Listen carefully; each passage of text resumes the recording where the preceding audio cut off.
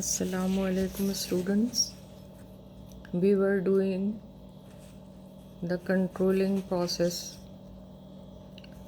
Under controlling process, the next topic is steps in any control process. There are general following steps in any control process. Number 1, to determine areas to control.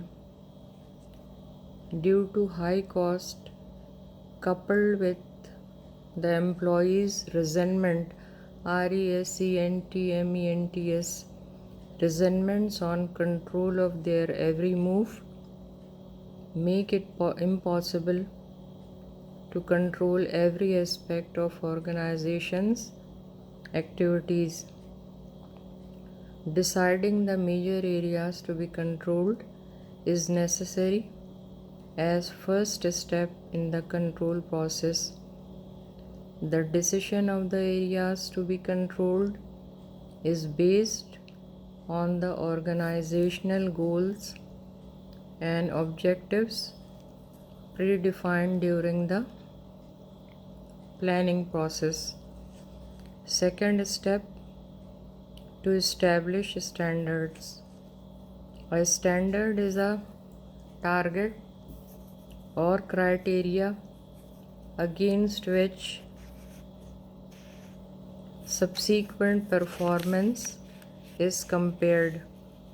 Standards are selected points in a planning program where performance is measured as an indicative of how things are going without watching every step in the execution of plans.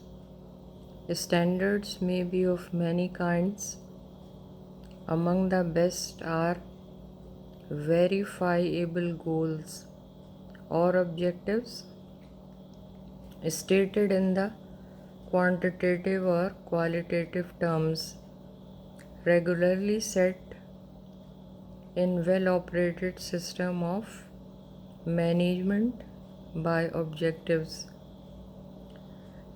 The end results for which the workers are responsible are the best measures for achievement of plans, and thus they furnish excellent standards of control. The standards of goal may be stated in physical terms such as quantities of products, units of service, labor hours, speed or volume of rejections. These may be expressed in monetary terms such as volume of sales, cost, capital expenditure, or profit. The standards may also be expressed in verifiable quantitative terms or in any other way that can have a clear indication of performance. Third step is measurement of performance. The measurement of performance is a constant and ongoing activity for pharmaceutical organizations. An effective control has a valid means of measuring actual performance and an appropriate frequency of this measurement.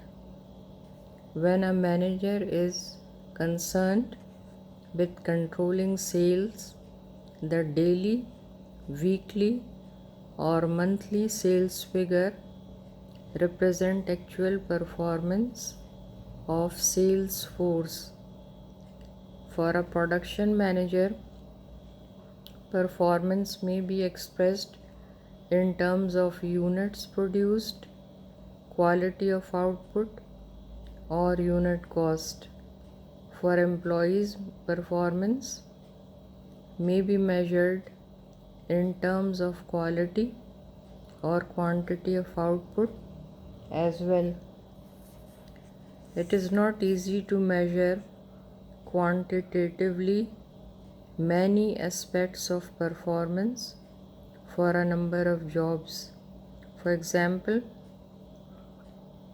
performance of a pharmacist in research and development may spend years working on a single project before any meaningful accomplishment or a major breakthrough.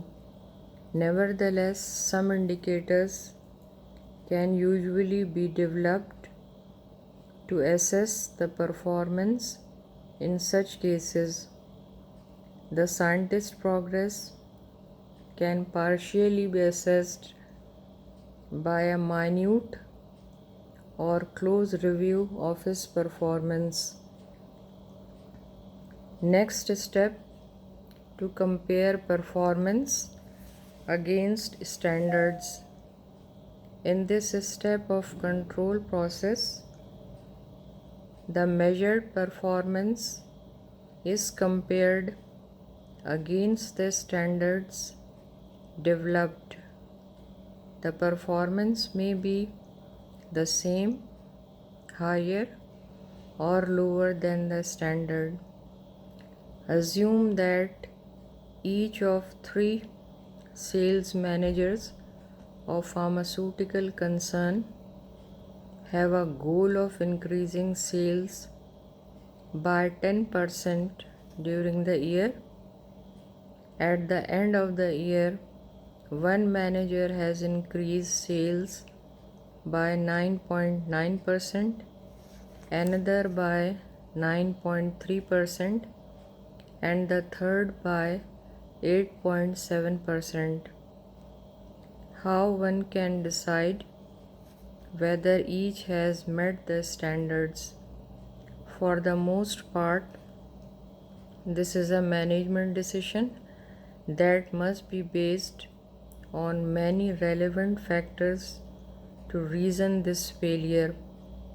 Although none of the 3 sales managers attained precise goal of 10%, one was very close while another may have met with unexpected competition from a new company.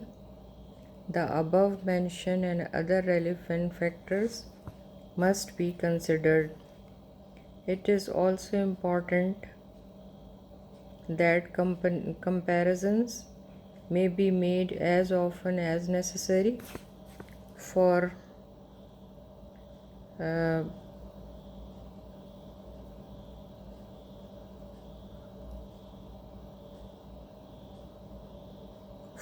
long run and high level standards. Comparison may be appropriate on annual basis. In other circumstances, however, much more frequent comparisons are called. For example, a business with a cash shortage may need to monitor its on-hand reserves on daily basis. The next step in controlling is evaluation and action. Evaluation and action accordingly are the final steps in the control process. The performance is evaluated by means of comparisons made in previous step, and then appropriate action is taken. This evaluation draws heavily on managers' analytical and diagnostic skills.